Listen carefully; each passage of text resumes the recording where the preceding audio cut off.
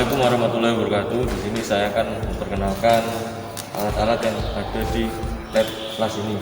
Yang pertama adalah plasma kecil. Plasma kecil biasa digunakan untuk memotong part-part kecil. Ya. Dan berikutnya adalah plasma besar. Plasma besar ini biasa digunakan untuk memotong part besar, sebagiannya dari part kecil tadi. Dan berikutnya adalah alat sendiri yang ada di lab ini.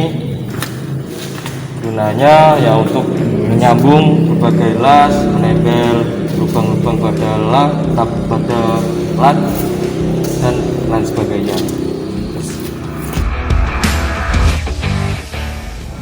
Saya akan menjelaskan APD untuk mengelas. Yang pertama adalah baju las atau apron untuk melindungi diri dari percikan las-las.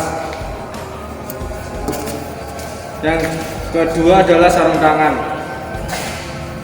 Gunanya adalah untuk melindungi tangan dari percikan las dan api las. Yang ketiga adalah topeng las.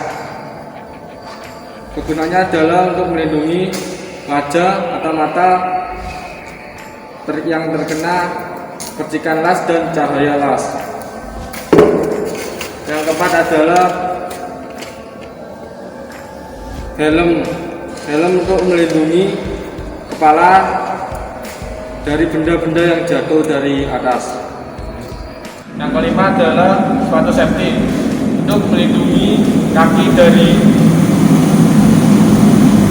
jatuhnya benda-benda berat dan tajam. Ini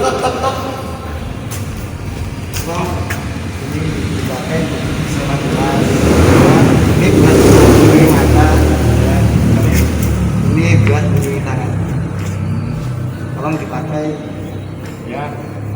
Oke, makasih.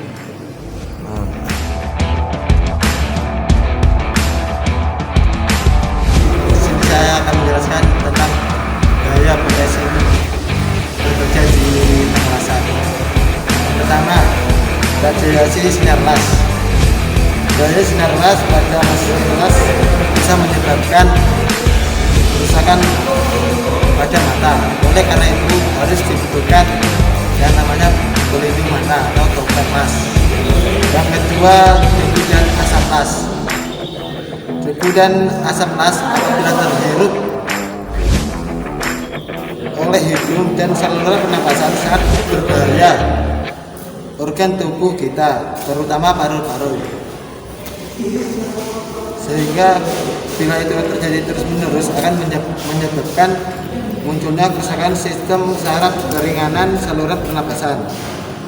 Maka sebelum mengelas harus dibutuhkan yang namanya masker.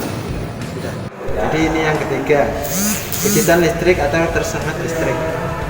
Tegangan listrik mengenai tubuh bisa menyebabkan kejutan atau setrum, tabrakan, kelumpuhan, bahkan bisa mengakibatkan kematian. Pastikan bahwa kabel koneksi mesin dengan keadaan bagus.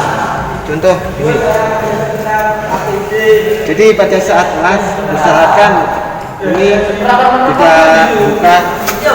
tidak buka atau tidak dempet dengan yang lain, karena bisa menyebabkan kebakaran atau korsleting listrik. Keempat, kebakaran. Material panas pada saat proses pengelasan sektor atau percikan las yang menyebar terlalu jauh bisa mengenai kulit akan menyebabkan luka bakar. Selain itu dapat menimbulkan kebakaran jika mengenai material mudah terbakar. Pastikan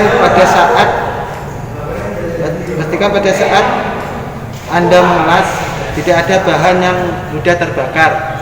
Contoh solar atau bensin, thinner, dan lain-lain. Oke, tadi penjelasan dari saya tentang gaya potensi pekerjaan pengelasan. Cukup sekian dari saya. Terima kasih.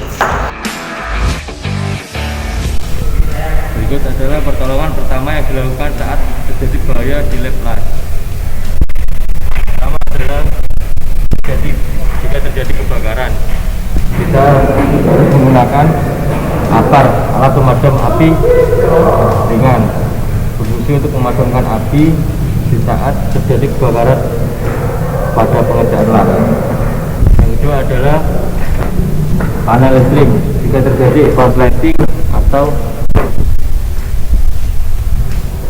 kerusakan dalam itu langsung kita open panelnya.